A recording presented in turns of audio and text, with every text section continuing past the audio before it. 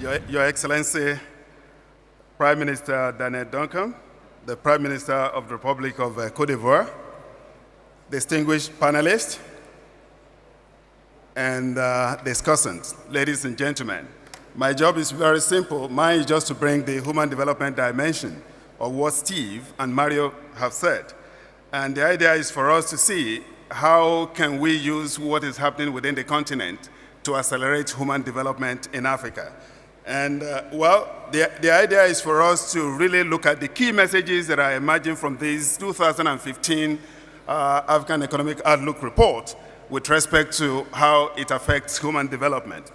There is one particular message that is very important for us to really look at, that human development in Africa is rising, but remains low and vulnerable to risk. Mario and Steve mentioned a lot of risks associated to the growth and development dimension in the continent. But one thing that's very important is for us to know that it is true we're rising, and we consider to be the third fastest growing in terms of human development after East and Southern Asia. But there are a lot of things we need to look into. The critical aspect of it is the gender inequality and social as well as the institutional discrimination that remains quite high within the continent. And it shows that we need to really look at the underpinning of these particular issues. Again, the post-2015 development agenda for Africa must be able to harness the momentum and at the same time be able to address the structural barriers to exclusions and human deprivation. These are issues which we think we need to really make sure the growth we've been having over the past decade have appreciable impact on human well-being. And the only way we can do this is to make sure that the marginalized people are not only part of the production process, but they are also the beneficiary of the growth process. So this is one of the issues which we think we need to really look at. But in terms of the overview, I wouldn't want to just talk extensively on that, and I'm sure our discussants will be able to address some of the issues there. But one thing we need to really look at is that if you look at the 54 African countries, we have 17 of them have been able to achieve high and medium level of human development. Now, there are about 3 different categories. Those that are able to achieve what we call the Human Development Index, which is a kind of measurement of the 3 major indicators in terms of education, health, and decent income. If you are able to achieve over a period of 1, if you're able to achieve between 0 and 0.55, you are considered to be within the low level of human development. But if you're able to achieve a record between 0.55 and 0.7, you are considered to be within the medium level of human development. Anything above 0.7 is considered to be high human development in the index. Now, if you look at this, 17 of the 54 African countries have been able to move around the first 2 levels, but the larger part of the continent seems to be in the low level of human development. Now, in spite of this, like I said, Sub-Saharan Africa is considered to be the 3rd fastest in terms of region on issues relating to human development, if you look at what has happened since 2000 to date, with following East and Southern Asia. Now, there are a lot of things we need to really look at in terms of accelerating human development in Africa. We have to make it more resilient and inclusive, as the earlier speakers have said. But essentially, one thing that we need to look at is that it is important for us to really look at how can we take into consideration the people that are left behind in the production process. And that's why we talk about social protection everywhere. But there are a number of things we need to look into in making sure that social protection becomes more effective and at the same time well-targeted. These are one of the issues these are the issues we have to probably look at in terms of making sure many people become part of the growth process. Now, there are a lot of other things. I wouldn't mention the risk, which has been mentioned by Steve and Mario. Now, if you look at the dimension of human development in the continent, you can see that East Africa has been performing excellently in terms of continuous growth between 1980 and 2013, and followed by the Western Africa. So these are the two regions, the two sub-regions that have consistently improved their Human Development Index. Again, followed by the other two, Central Africa as well as Southern Africa, that have something like both U-shape and inverted shape. For instance, Central Africa has a kind of U-shape where they declined up to a particular point and at the same time started improving since the 90s. But again, you can see the Southern Africa at the same time within the same U-shape dimension. But the North Africa is the one that has what we call a kind of inverted U-shape. They have achieved a kind of appreciable progress up till the middle 90s, and since then it's been declining in terms of the growth of it and size. So these are issues we have to look at in terms of how do we look at the various dimensions in terms of performance on human development across the 5 sub-regions in the continent. Now, there is one particular message which you just want to look at if you look at the picture there. There are a few countries that have been able to say, okay, they've been able to accelerate the growth of their Human Development Index since 1980. But one thing we know is that those countries that started at very low condition, that is below 0.5 of the Human Development Index, were able to accelerate growth faster than those that were at that stage by 1980. So this is one of these. We know it's very difficult for those that have gotten to the peak of human development to really accelerate progress. But again, what we are saying is that effort should be made to make sure we do not record a kind of decline in the Human Development Index. Now, the main message is that human development progress is uneven, and one thing we have to know is that you can see some of these countries that are doing very well in human development, but if you go inside into the subnational elements of this achievement, there are a series of variations, and the law of averages seems to be broken down at this stage. So what we need to do is that we should not only follow the average of the national averages, we need to look at in the various regional dimensions so that the spatial dimension of the issue of human development is really addressed. For instance, if you look at the issue in Zambia, out of the 10 provinces in Zambia, you see about 4 provinces, including Lusaka, Copperbelt, as well as the southern part, achieving a medium level of human development indicator. But the rest of the country, the other 6 regions are far below and one of the lowest, within the region. So these are issues we need to look at. We should not be carried away by the averages, our averages of national performance. We need to look at the sub-national element and see how they are moving in terms of accelerating progress on this. Well, there are a number of things which I know our discussant will raise, but essentially, what we want to note is that the gender gap in income, health, and education is quite pronounced. And this is one of the issues we need to look at when we're looking at human development indicators. We should not be carried away by the aggregate figure. We need to disaggregate into gender component and see how every aspect of the population is really progressing on this. Now, the main issue which we want to really focus attention on, how do we sustain and accelerate human development in Africa? Well, as earlier mentioned by Steve, building resilience to risks is very vital, and we need to promote inclusion. There are many ways. I've mentioned the issue of social protection, but we have a lot of issues we have to. There are about 3 things we have to look at where we use social protection to accelerate human development and reduce inequality. One is the issue of targeting. We have to make sure we target those that are seriously marginalized to come to the level of being advanced in terms of human welfare. Now, the second level relates to the issue of sustainability. There are many countries that have initiated the process, but they seem to have surpassed the threshold of sustainability. We need to look at this. And the third dimension of social protection relates to the entitlement syndrome. We've seen what is happening in South Africa. You introduce social protection, it's become difficult for you to say you want to withdraw it or shift it to another group. These are issues and lessons we have to look at. Again, we need to integrate equity, sustainability, and managing risks into our development plans and strategies so that at least we know that the moment it's documented, we'll be able to focus attention on it in terms of implementation and monitoring. I've said it that we need to address discrimination, and at the same time respond to economic, social and governance drivers on even human development. There are a lot of things we've been talking about. African Union and many other leaders in the continent have been talking about structural transformation. We need to really make sure that we use this to really advance human development, and at the same time use it to tackle the barriers that have been impeding human development in the continent. I say thank you for your attention.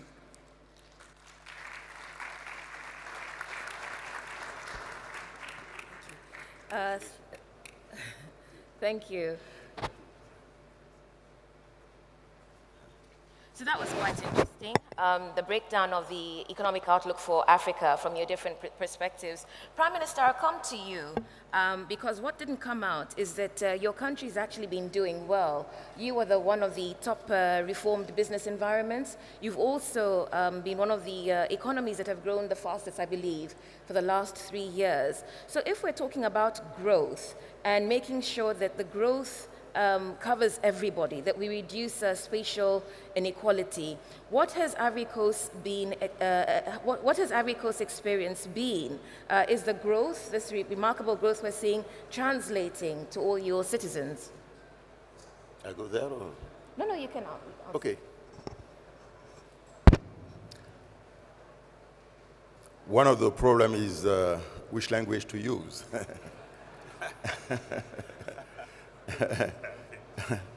It depends on the number of those who speak English here, or French, or Spanish, or other language. But I think that as we are here in Côte d'Ivoire, I will try to speak in French. I think that will be easier for most of the people here in the audience. Merci beaucoup, madame. Merci de la question.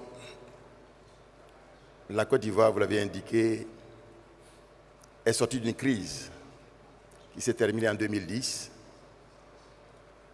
et qui a fait quand même 3000 morts pour un pays qui avait été un pays stable depuis l'indépendance en 1960 jusqu'à 1999. Nous avons traversé donc 10-12 ans de crise et après donc les élections et la crise post-électorale, le président Alassane Ouattara a été donc installé en mai 2011. Le 1er juin 2011, il a mis en place un gouvernement à qui il a donné 3 objectifs principaux. Premier objectif, assurer la paix et la sécurité. Deuxième objectif, assurer la réconciliation nationale. Et troisième objectif, relancer l'économie et la reconstruction donc nationale. Rapidement, en ce qui concerne le premier point, paix et sécurité, le président de la République a mis en place un Conseil national de sécurité qui a travaillé de manière à ce que la sécurité et la paix reviennent dans le pays. Alors où je vous parle, disons que l'indice d'insécurité est passé donc de 3,8 au moment donc de la crise à 1,12 actuellement. Si je prends les normes des Nations Unies, nous sommes passés donc de 4 à 2. Et 2, c'est le niveau de Genève et le niveau de New York. Donc nous sommes revenus à la normalité au niveau donc de la Côte d'Ivoire. Et c'est ce qui explique d'ailleurs, entre autres, le retour de la Banque africaine de développement. Monsieur le vice-président, votre présence ici est une excellente chose pour la Côte d'Ivoire et je crois que pour tous les pays d'Afrique, voir votre institution revenir donc au siège antérieur. Et je voudrais, avant de continuer, remercier les administrateurs, le Conseil des gouverneurs et singulièrement le président Kaberuka pour avoir travaillé énormément pour le retour de la banque à son siège initial ici au niveau donc de la Côte d'Ivoire. Et je voudrais vraiment vous remercier, je voulais vraiment qu'on applaudisse à la fois donc le conseil d'administration, les gouverneurs et le président Kaberuka pour ce gros travail qui a donc été fait. On a indiqué que la Côte d'Ivoire a fait un travail de manière à ce que les gens puissent revenir ici, mais c'était normal. Et je pense en fait que bientôt nous allons terminer le siège de la banque et donc l'institution pourra revenir donc à son siège antérieur Étant entendu que nous avons indiqué d'ailleurs qu'en ce qui concerne le siège provisoire que nous avons donné, s'ils veulent donc continuer à l'occuper, il n'y a pas de problème. Alors donc, nous sommes revenus à la paix et la sécurité en Côte d'Ivoire. L'autre élément sur lequel il fallait travailler, c'est la réconciliation nationale.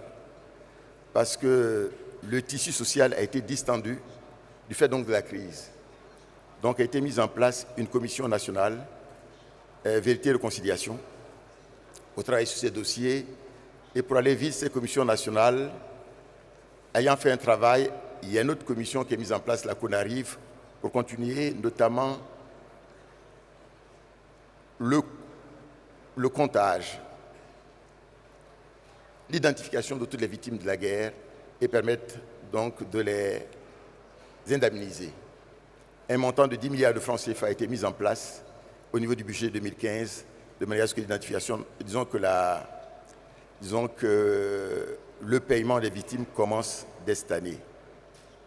Autre élément important, c'est que nous avons travaillé au niveau de la Côte d'Ivoire sur la mise en place d'une nouvelle commission électorale indépendante pour permettre d'organiser des élections en 2015 de manière à la fois juste, transparente et ouverte. Après, bien sûr, de longues difficultés, nous sommes arrivés à un consensus et les élections 2015 vont se passer de manière consensuelle. Parce que c'est important pour éviter les errements donc, du passé. Concernant l'aspect économique, effectivement, si en 2011, il y a une décroissance du fait donc de la crise, puisque comme je le disais, le gouvernement a été mis en place en juin 2011. 2011, il y a une baisse de croissance de 4,7%. Mais depuis lors, 2012, 2013, 2014, la croissance a été en moyenne de 9% annuelle. Ça a été fait parce que le pays a fait beaucoup de réformes économiques. Ces réformes sont essentielles si on veut aller de l'avant, puisque l'objectif de la Côte d'Ivoire, c'est de faire en sorte que le secteur privé soit le moteur de la croissance. Mais pour que le secteur privé soit le moteur de la croissance, il faut créer un environnement des affaires qui soit favorable, disons, au secteur privé, à la fois national et international. C'est ce que nous avons fait à ce niveau. Et rapidement, je voulais donner quelques éléments des secteurs qui tirent la croissance en Côte d'Ivoire. Il y a bien sûr le secteur agricole, qui est un réservoir énorme de croissance, mais aussi un réservoir important donc d'emploi. Nous avons mis en place ce qu'on appelle le PNIA, le Programme national d'investissement agricole, d'un montant donc de 4 milliards de dollars, 2040 milliards de francs CFA, et qui doit donc être financé à 60% par le secteur privé, national et international, et 40% donc par l'État. Et doit créer 2400 emplois, 2 400 000 emplois, je vais dire, sur la période 2012-2016. Donc, le secteur privé joue un rôle important dans cette croissance. Au niveau de l'agriculture, ce que nous cherchons rapidement, c'est d'une part, donc, améliorer le rendement agricole, augmenter donc la productivité agricole, mécaniser l'agriculture, parce que les jeunes ne vont pas aller à la terre s'ils doivent utiliser la machette et la daba. Il faut mécaniser et, autre élément important, aller à l'irrigation, de manière à ce que l'agriculture ne dépende pas uniquement de la pluie. Donc c'est important. Donc le secteur agricole a connu une croissance importante de l'ordre de 6%. C'est un élément très fort. Deuxième secteur important, c'est le secteur minier en Côte d'Ivoire. À la fois donc un travail sur, disons que les mines existantes et sur les mines nouvelles. 3 éléments importants, le pétrole, le gaz, mais aussi l'or. La production donc augmente. Je prends par exemple l'or. La production donc est passée de 8 tonnes à actuellement 18 tonnes. Vous voyez, parce que nous avons fait beaucoup de promotions à l'extérieur. Le pétrole en train de repartir en Côte d'Ivoire. Nous avons fait un déplacement à Houston et les grands, disons que pétroliers reviennent sur la Côte d'Ivoire, comme Total, ExxonMobil, etc. Donc, l'autre élément aussi important, c'est bien sûr le secteur donc, industriel et le secteur donc, des BTP. Et enfin, le secteur des services, ports, aéroports et tourisme, qui joue aussi un rôle important. Alors, je voudrais conclure en disant ceci. Le document a montré, je crois que c'est important, que le secteur donc, de l'éducation, le secteur humain de manière générale, éducation, santé, sont des éléments transversaux, doivent être développés. Vous ne pouvez pas avoir de croissance si vous n'avez pas la qualité des hommes et des femmes. C'est important donc de le faire. Un autre élément, par contre, qui n'a pas été mentionné, sur lequel moi j'insisterai particulièrement, c'est le secteur des TIC, donc les technologies de l'information et de la communication. Ils sont donc des éléments importants, des leviers de la croissance, mais aussi, disons un raccourci de la croissance. Et si c'est nécessaire, nous pourrons donc revenir sur cela. Je pourrais donner donc des informations donc beaucoup plus complètes. Donc, en terminant, je voulais dire une dimension, on en a parlé, qui est essentielle, c'est l'intégration régionale, l'intégration africaine. La Côte d'Ivoire, au niveau africain, je crois que le commerce intra-africain représente 11% des échanges. En Côte d'Ivoire, c'est 34% des échanges que nous faisons avec l'Afrique et 27% avec les pays de la CEDEAO. Donc c'est un élément très fort donc, de croissance. Merci. Thank you. Thank you, sir. I'm sure there'll be a lot of questions in interrogating this, but first let's hear the perspectives from our discussants, starting with Emmanuel Nadozie, who's the Executive Secretary for the Africa Capacity Building Foundation. Can we get a microphone to Mr. Nadozie, please?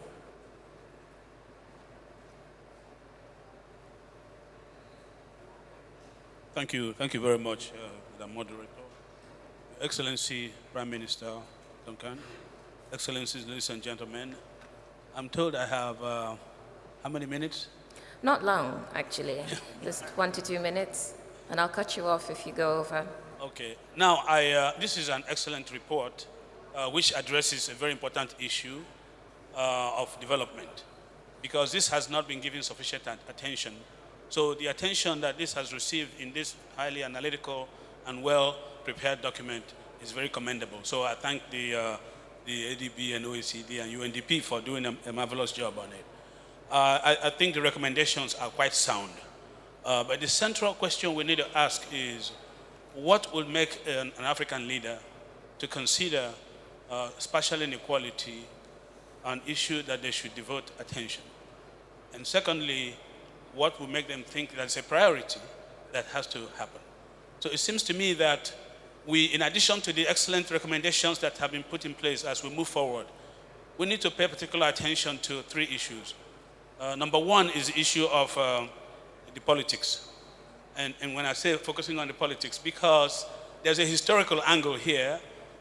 When you look at the urban biased kind of development strategy that has started during the colonial period and continued, it's also entrenched into ethno-religious kinds of politics that makes it impossible for really addressing marginalized people and areas, especially rural areas, and especially where the power dynamics makes it impossible for the people in the urban area and rural area to have the same kind of influence, where you have political powerlessness in the rural areas, and then you have those who can advocate and get their share in the urban area. So it's important to fix the politics. That's number one.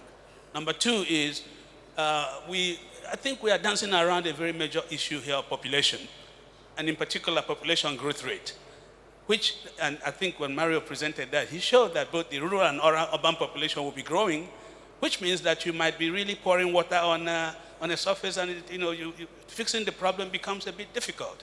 Time has come for us to really boldly and directly call a spade, appeler un chat, comme on dit en français, and make sure that we really bring out population and social policies as issues that are there. Last but not the least, given from where I'm coming from, it will really be unbecoming of me if I don't mention that capacity is at the center of everything that we have said. If you move beyond the national level, there is a major challenge at the sub-national levels in terms of capacity for designing, implementing, and monitoring policies. So if we want to address spatial inequality, we need to really build those kind of capacities that are needed at various levels, both human capacities and institutional capacities. And we at ACBF, we have been doing this for 24 years. We will continue to do this, and we'll be happy to work with everybody else to see how we will reinforce capacities across the board. Thank you for the opportunity. Thank you, Emmanuel. Okay. If you could pass the microphone next to you to the former Central Bank Governor of Kenya, Professor Njuguna Ndung'u. Thank you very much. Yeah, being the former Central Bank Governor, you know, I want to shy away from monetary policy and talk about the issues at hand. Look, I just thought maybe I would have liked to start with MDGs, 15 years of MDGs, what has happened, and I think it is covered very well. And because I think the specific directions we were given was to explain spatial exclusion, spatial inequality and poverty, maybe that's what I'm going to stick on instead of having to deal with what has happened over the last 15 years and what the AEO report talks about. And then I just want to raise 4 points.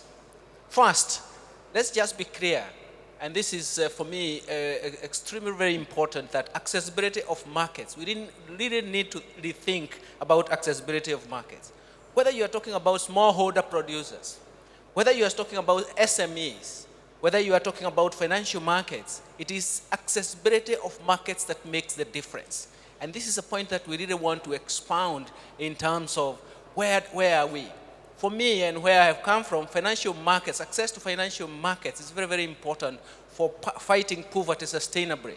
And the African Development Bank needs to have a strategy in terms of financial inclusion and what needs to be done. For me, that is the starting point, that accessibility of markets, whichever sector you're dealing with, is going to tell us or is going to make a difference. The second point I want to make, because I want to avoid the points that have been made by my colleague here, is the targeted interventions for the vulnerable and even the youth. Here, I'm not talking about subsidies, no. I'm talking about institutions. We have, in the last 15 years, Africa has built strong institutions, and you can see the quality of institutions as measured by CPIA has been quite commendable. But we still need institutions that are going to manage vulnerabilities. For example, when we have commodity booms and bust, how do we manage that? I'm not really talking about subsidies. I'm talking about how do you manage booms and busts so that you protect or you smooth out some of those aspects.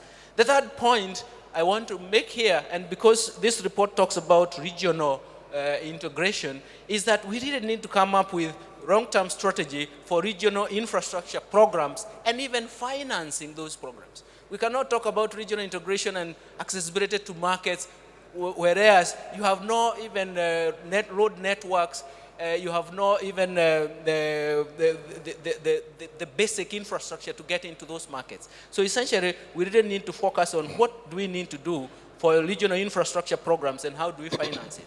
And finally, let me talk about, at the very end, the policy follow-through is very, very important. Follow-through to the end. And most of the failures that we have seen, and even at the investment in Africa and even in some subsectors, in some sectors, is because of the failure of the policy to follow through. And this is where, when you're in a crisis, you cut development budgets. And obviously, this is quite devastating. And because I want to tie out with smallholder and SMEs, the policy follow through, we really need to encourage, for example, for smallholders. I have always argued in Kenya that coming up with irrigation programs is useless if you are not going to show how the smallholders are going to sell their surplus. If they cannot sell their surplus, they will sink down to subsistence production again. So we need to come up with a program of smallholder farmers, production for high-yielding varieties. They have adopted these. Then what do you need to do? Then we need processing and storage. Then we need also network to the markets and all that. That is what policy follow-through will mean. Similarly, you can even pick up the SMEs. What we do is that we end up saying financing, credit is costly. You know, we have to understand, why is credit costly in Africa, in African financial markets? And obviously, you have to go back. Of course, tomorrow I'm commenting on bond markets in Africa, and we'll be arguing about the interest structure. Of course, that's not for here, but it's relevant in terms of how do we deal with SME financing so that the policy follow-through takes effect. Thank you very much. Okay, thank you, sir. Okay. Dr. Louis Kasekende, Deputy Governor of the Bank of Uganda. Thank you, moderator. And let me pick on a point that was raised by Steve. The point of resilience, that the African economies have been resilient But one, this is not something that has come as an accident. I think we need to draw the correct lessons. I agree with Steve that we've faced shocks, and the future is still, will still face other shocks into the future. So what are the lessons? And I have put down about 4 or 5 lessons. The first one is along the lines of what the Prime Minister has said. In the last 5, 6 years, we've reduced wars and consolidated peace. That has been very important for building the resilience of Africa. The second point I think that we should draw from this is macroeconomic stability. I think that is another buffer that has helped Africa build resilience. The third one, and I agree with Njuguna, is regionalism. We have been able to diversify markets as Africa. There was a time when we were only dependent on the developed countries for markets. We've now diversified, and we have regional markets also. Now, the second point that I want to draw from this presentation is that we need to build partnerships between the public and the private sector. And I think this is going to be very important. As we build the private sector, we need to improve the business environment and go back to the points that I mentioned in terms of consolidating peace, in terms of macroeconomic stability, and in terms of regionalism. And the last point is that we need infrastructure for this partnership between the private and the public sector. I thank you.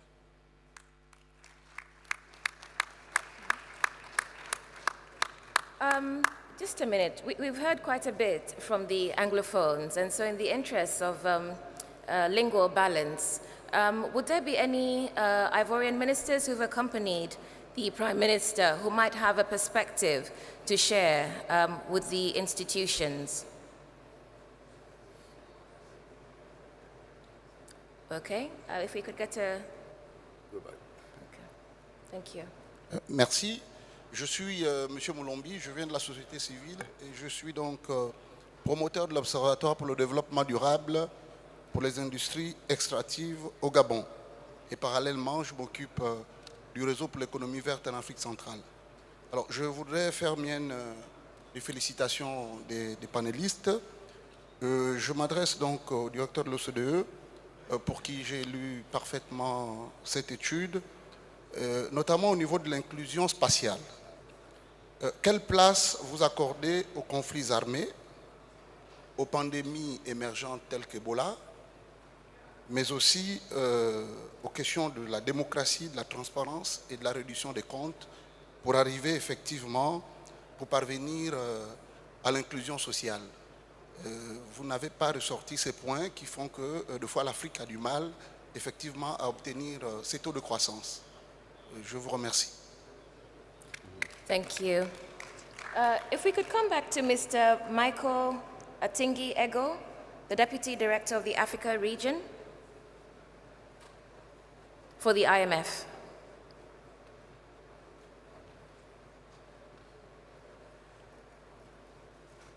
Thank you, Madam Moderator, Mr. Prime Minister, ladies and gentlemen, all protocol observed. First of all, I would like to thank the African Development Bank for this very exhaustive report.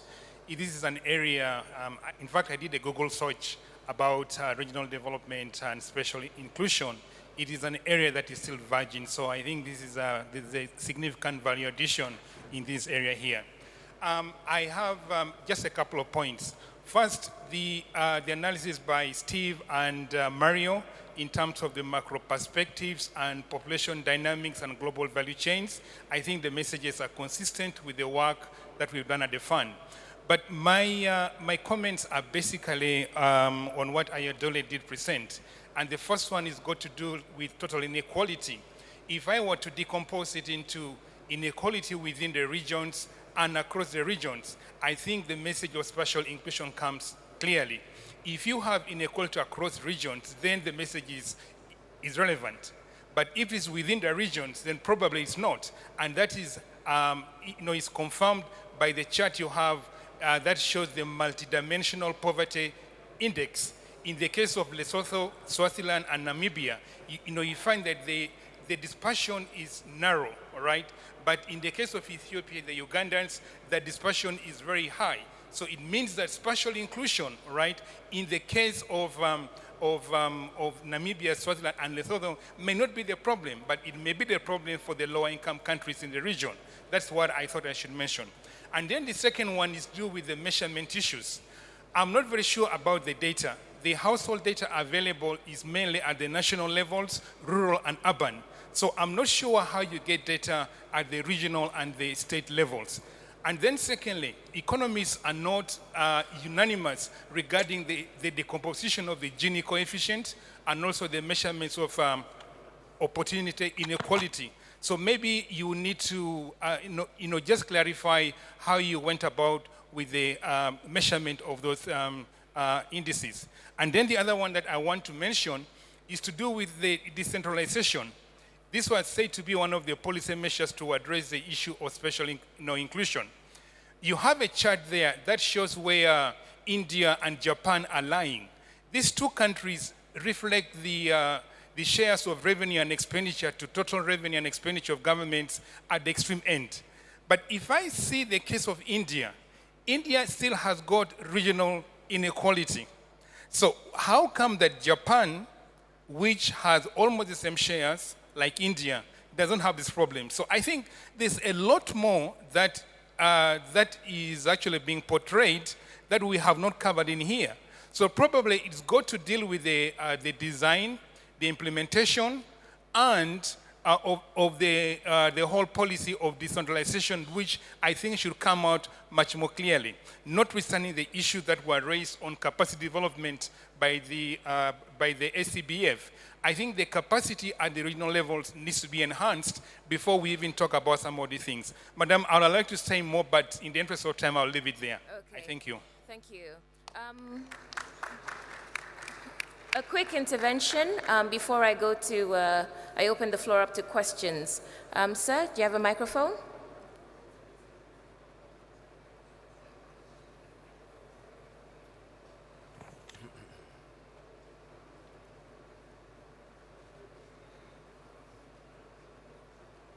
Merci beaucoup. Je suis M. Paul Kofi Kofi, ministre en charge de la Défense de la République de Côte d'Ivoire.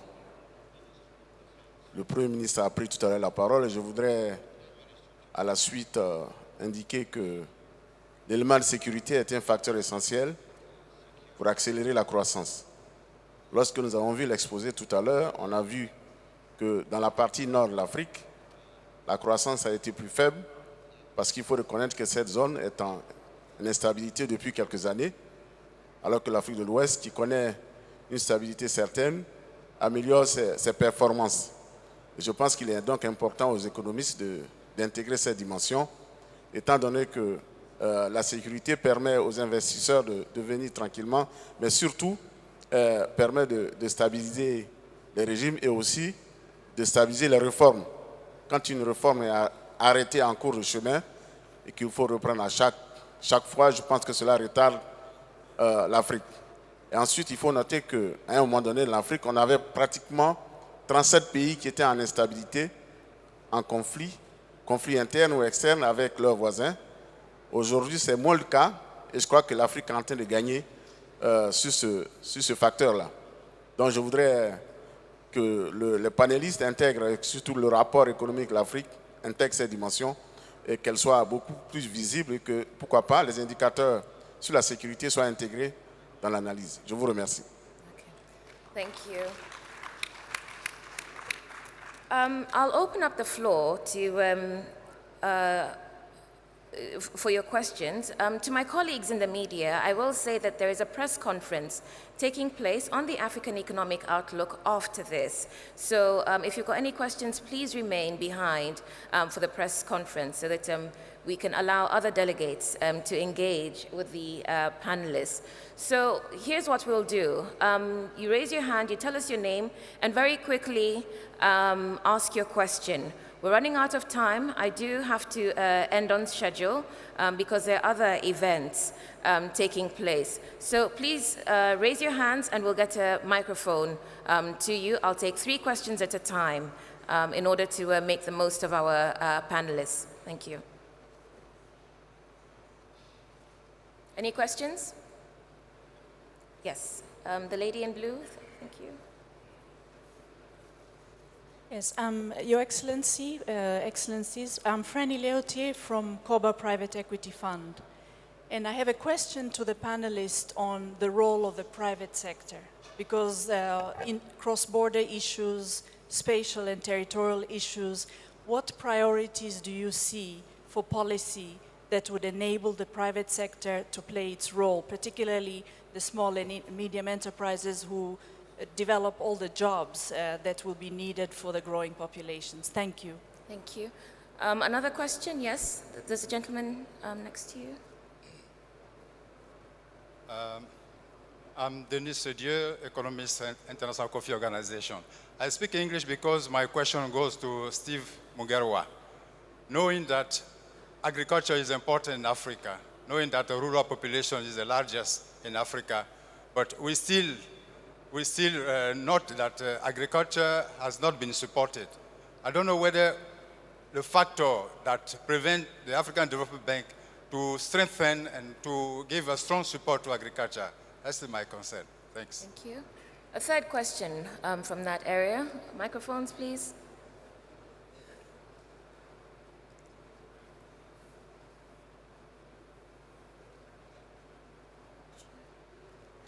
The gentleman is standing. Thank you.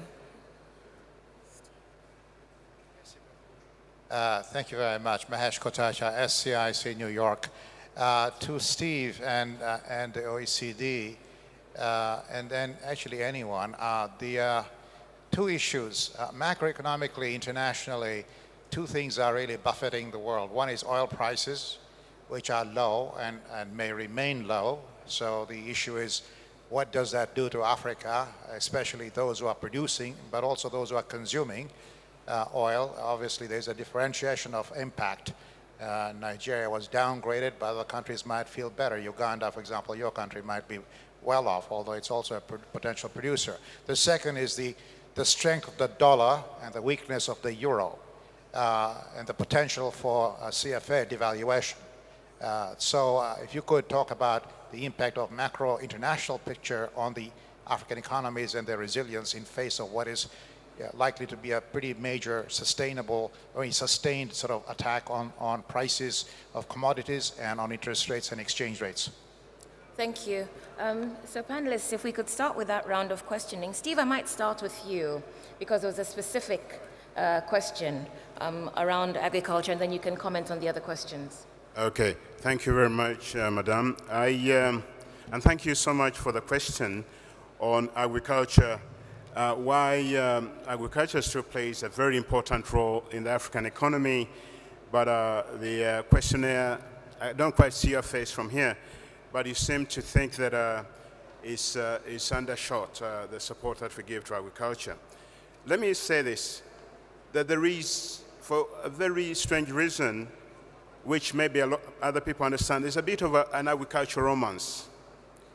That we think that there's this thing called agriculture, everybody talks about it, but at the end of the day, there are very few concrete policies. What happens in the rural areas is where you have a concentration of poverty. Spending power is very, very low. Access to medicine and health services is not there. So that something called agriculture cannot live in a vacuum. It has to be surrounded by services. By the way, it has to be surrounded by opportunities to work outside agriculture. It has to be a vibrant relationship there. So it's very, very important to think of agriculture as part of a broader economy with individuals that need to make a living, with individuals that have children and wives and so on to support and so on. So that's a very important point of departure. And that then requires real incentives in terms of prices. Very quickly, I can give the example that the bank has supported called the Commodity Exchange for Ethiopia. Now, Ethiopian farmers, and there are very many of them, used to get a very raw deal because their produce was sold at almost very low prices. And then they came in this commodity exchange, which provided farmers with knowledge of where the markets were. the levels of the prices, and they cut out middlemen. And boom, all of a sudden, the farmers became a little richer. They started going into specialized coffees, and those are fetching very good prices in America and so on. But lastly, let me say what the bank is doing about it. The bank might not necessarily going to supply materials to spray agriculture and so on, but we at the bank are really focusing on infrastructure, because infrastructure is very important for opening up the countryside and a very important support to agriculture markets more broadly. I thought I would emphasize that. Thank you. Mario, I'll come to you, but before I do that, there's quite a bit of noise coming from the back. So if I could ask you to quieten down and allow the people who are speaking and the people who are asking questions to hear each other, please. Thank you. Yes. Thank you very much for the question, for the comment, all very interesting, and that would require another conference to be addressed fully. So let me be very, very much schematic and telegraphic. First of all, let's think to what in many cases was understood, including in my country, you know, North, South Italy have been for long, or Brazil, another country where this was an issue, divided country or with big inequalities, what was conceived as social inclusion. Mainly in my country meant compensating the poor with subsidies so that investing in that region or investing in the developing region would have created the same condition. It did not work.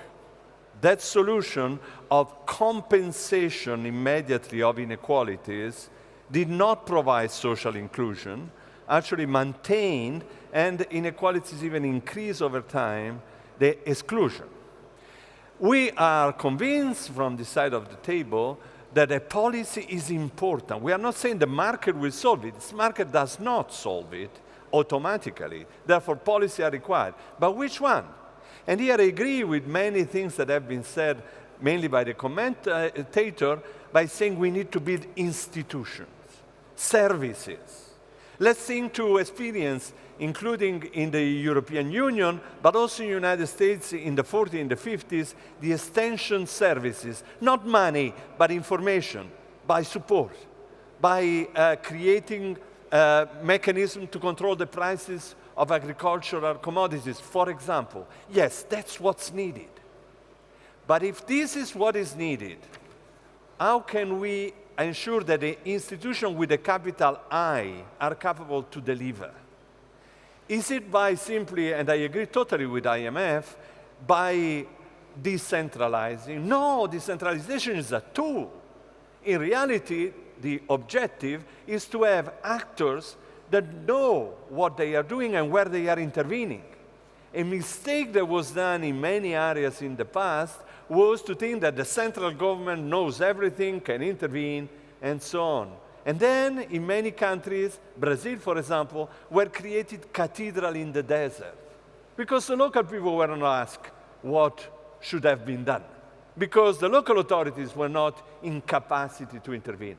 Obviously, resources are crucial anyhow, because when we speak about fiscal revenue levels that are around 15–20%, it's not comparable with, I know that there is the ambassador of the European Union here, let's say 37% that is in the European Union, that is doing very important policy of so-called structural reform, I mean the structural funds I'm referring to. So these points are crucial. I agree. What needs to be done is institution for the market to function and capacitation in the actors to do it. Is capacitation in terms of people, but also in terms of institution, I totally agree. Therefore, building a vision, building a plan. Let's use this word that has been out of our dictionary for many years, a plan, so that also the private sector knows what will be done. I conclude this round just by insisting on a point. Regional policy, local development policy are crucial, but they also need some sectoral policy of strong territorial impact. How can we forgive that logistics is fundamental? In many of our discussions, when we speak about regional integration, we think to tariff barriers. But that's because we are economists trained in trade. It's not because reality necessarily have this as a first priority. The first priority is logistics. It matters 8 times the tariff barriers. And therefore, this needs to be done. Sorry. Okay, thank you. Prime Minister, if you could respond quickly, I'd like to take one final round of questioning. Okay. So if you could be as concise as possible. Okay. But I'll do it in French. Okay. La question qui avait été posée sur les petites et moyennes entreprises. C'est un dossier important de développer les petites et moyennes entreprises dans nos pays, et notamment les PME nationales. Ce que je voulais donc ajouter sur ce point, c'est qu'en réalité, l'investisseur étranger ne vient dans un pays que s'il a le sentiment que les entreprises nationales existent et qu'elles sont bien traitées. Donc les réformes qui sont importantes qu'il faut faire doivent concerner à la fois le secteur international qui vient, mais aussi le secteur national. Si je prends le cas de la Côte d'Ivoire, les petites et moyennes entreprises en Côte d'Ivoire représentent 80% des entreprises, mais actuellement ne représentent que 18% du produit intérieur brut. Notre objectif d'ici 2020, c'est que leur part dans le produit intérieur brut soit plus que doublée, passe à 40%. Mais pour ça, il faut améliorer donc le climat des affaires. En 2014, le secteur privé dans les investissements totaux de la Côte d'Ivoire représentait 64%. Donc presque les 2 tiers des investissements faits en Côte d'Ivoire est fait par le secteur privé, à la fois national et international. Notre objectif, c'est qu'en 2020, la part passe à 70%. Donc c'est vraiment important qu'il y ait des réformes qui soient faites. La Côte d'Ivoire a été classée 2 fois dans les 10 meilleurs pays réformateurs dans le monde, dans le Doing Business de la Banque mondiale. Il faut donc continuer donc ces réformes. Sur le secteur agricole, rapidement, en plus donc de ce qui a été indiqué, je voulais ajouter que l'un des éléments clés pour développer le secteur agricole, c'est le prix aux producteurs. C'est important, la commercialisation et le prix aux producteurs. On lié le prix aux producteurs au prix international. Sur le cacao, 60% du prix international est reversé au monde paysan. La production a bondi de 1,2 million de tonnes à 1,7 million de tonnes. La Côte d'Ivoire reste toujours le premier pays dans le monde producteur de cacao avec 40%. Mais sur l'anacarde, nous sommes 2e producteur mondial. La production donc a augmenté parce que la rémunération a augmenté. Donc moi je pense que c'est un élément très fort de politique qu'il faut faire au niveau du secteur agricole. C'est la rémunération du secteur agricole. Il ne faudrait pas pouvoir oublier. Merci. Thank you. Steve, I'll crave your indulgence. We've got 5 minutes to go, but I'll take 2 more questions from the floor, just so that we can benefit from your expertise here. I don't believe we had a question from that side. Is there anyone? Yes. If you could let them.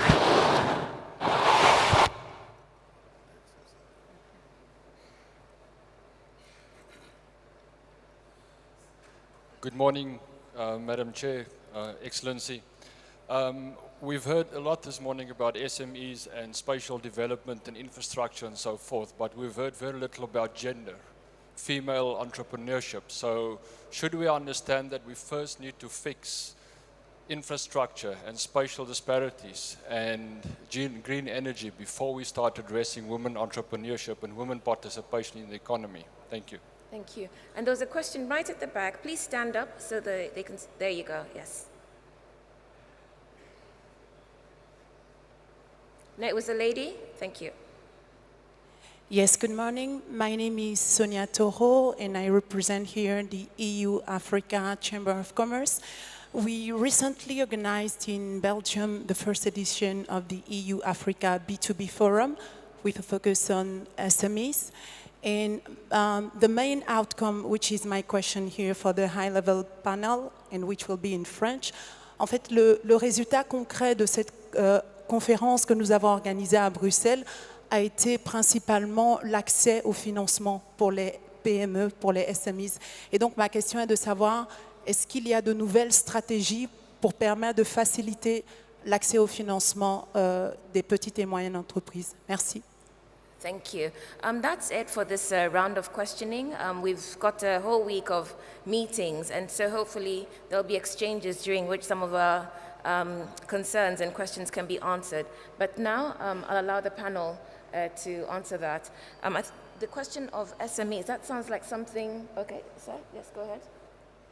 Merci beaucoup. En ce qui concerne donc le financement donc des SMEs, donc des PME, PMI, je crois que finalement c'est un dossier important.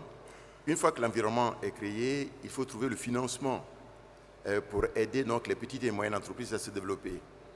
Il peut y avoir donc des financements donc, locaux, mais aussi des financements donc, internationaux ou un mixte. Pour le cas de la Côte d'Ivoire, nous avons donc un fonds national pour aider donc, au développement des PME.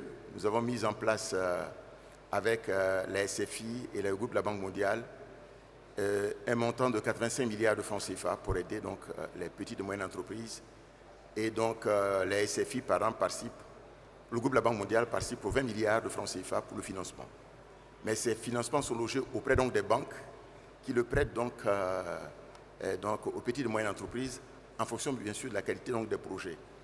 Un autre point sur lequel il faut donc sur lequel il faut insister, c'est la formation des responsables des petites et moyennes entreprises. C'est essentiel.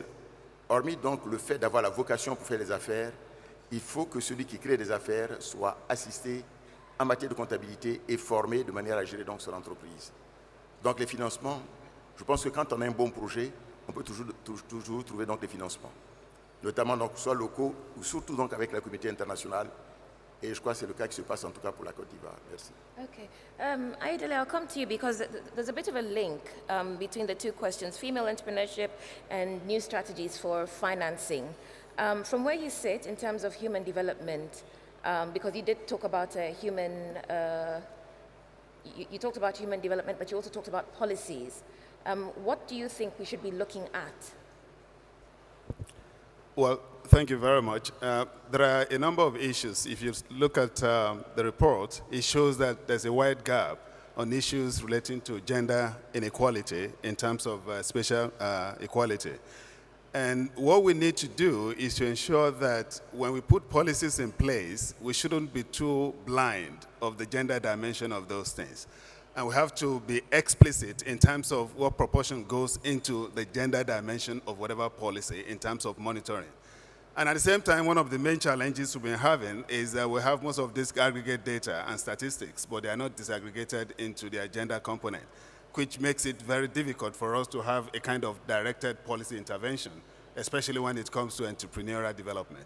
I think what we need to do as part of the role of the private sector is to see how best we can really accelerate the involvement of women in this entrepreneurial development. So Seychelles is more equal when it comes to looking at the subnational level in terms of the level of inequality. Then when you look at Mauritius, it's not the case. So we need to look, we shouldn't be carried away by the national average. We have to look at subnational situations so that we'll be able to capture those and make our policy quite specific. And finally, when it comes to the issue of decentralization, we all know that countries like Mali, Senegal, and Nigeria were able to deal with the onslaught of Ebola viral disease because of the decentralized health system. But those countries that where everything was centralized were unable to manage it. So it shows that we need to really look into the decentralization strategy of our respective countries across the sectors. And again, we have to look at some of the, if you look at the hotspot in terms of conflicts and the issue of radicalization in Africa, those regions that have been neglected on development outcomes are the hotspots. So, but if there is decentralization of management at the local, state, and local level, it provides opportunity for them to see some impact of development in their respective region, and it will just douse the tension in terms of radicalization and conflict. Thank you. Okay. There's a quick question from the Minister of Finance from Ivory Coast. Very quickly, please. Thank you very much. Not from Ivory Coast. Sorry. Rwanda. I just didn't want to leave without raising one question. It doesn't have to be answered here, and it's directed to Steve. Because of the issue that you mentioned of resilience of our continent, which is very true, by the way, given the reforms that are being done at the national levels, given the macro stability that has been going on and peace and security, that's very true. But what we are seeing as our economies are growing, the private sector role becomes very crucial. And you've heard about SMEs and all other big companies. The issue has been, how do they access resources? Usually the capital markets within the African continent has been quite down for quite some time. And that's the only way that you can sustainably access long-term resources to finance the big companies, the small companies, the SMEs. But there has been little progress in terms of developing that sector. What are the plans of the Africa Development Bank in terms of sustaining that level, which can help in terms of attracting the private resources from outside, in addition to the foreign direct investments and all other investments? Thank you. Because at this point, the government's investment can never be sufficient, and the private sector investment is extremely crucial. Thank you. Steve? Yes. Thank you very much, Minister Gatete, Minister of Finance, Rwanda. That's a very important question. I can link it to the same issue that was raised by Madame Fanny Lautier on the growing the private sector. Now, the thing is that we are very much in the early processes of getting financing going. Today, everywhere in Africa, there is actually finance. Finance is not some mysterious shortage out there. But what really happens is that, like we sometimes discover at the bank, is bankability is a big issue. There are a lot of ideas out there, but when you get to them and look very clear, there is really no business plan, there are no strategies and so on. And that applies also to some of the businesses that we talk about. So maybe importantly, because the bank obviously doesn't have a lot of money compared to the needs of the continent. But one thing we can do is to help small-scale businesses, medium-scale businesses, large-scale businesses organize themselves in such a way that they can generate projects that are bankable. And once that happens, it becomes a self-generating process. It becomes a very sweet spot for all of us. So I think that is an area that we can focus on. Lastly, the bank itself has created a number of instruments. We don't need to describe them as such, but one of them is a partial risk guarantee. That a company could be very risky, but the bank could look at it as having some positive developmental impacts. So what happens then is that the bank comes in, provides this instrument called a partial risk guarantee, where it takes part of the risk of this business or project failing. And when that happens, other private sector groups interested can then bring in the money. So this is one way that we can do it. Obviously, Minister, you said we shouldn't, I shouldn't answer right away, but maybe we can talk about it a little later. Thank you so much for raising the question. Prime Minister?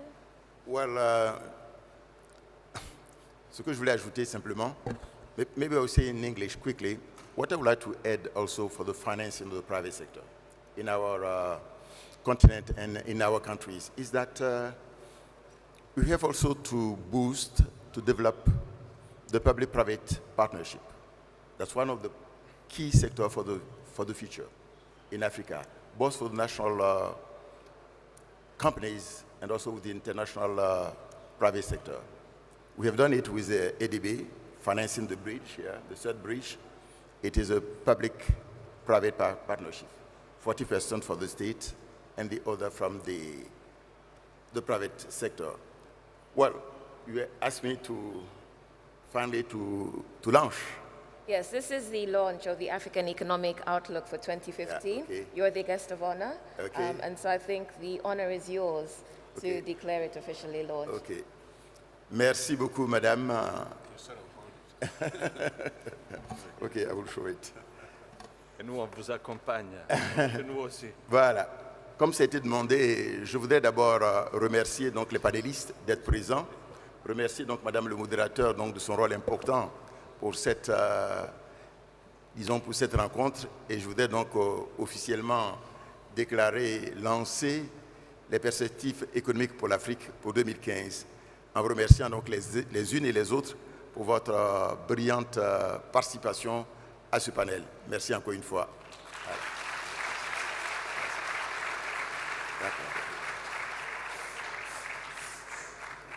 Copies of the report are available, but if you want to save the planet and reverse climate change, you can also download the report online. The address is www.africaneconomicoutlook.org. For now, though, let's appreciate the hard work and generous insights of the three institutions, as well as their speakers today, our hosts and speakers, the Prime Minister of Côte d'Ivoire, His Excellency Daniel Kablan Duncan, Steve Kaizi Mugera of the African Development Bank, Mario Pezzini of the OECD Development Center, and Ayodele Odishola, Chief of Strategy and the Analysis Team for the UNDP's Regional Bureau for Africa. Thank you. Thank you. Thank you.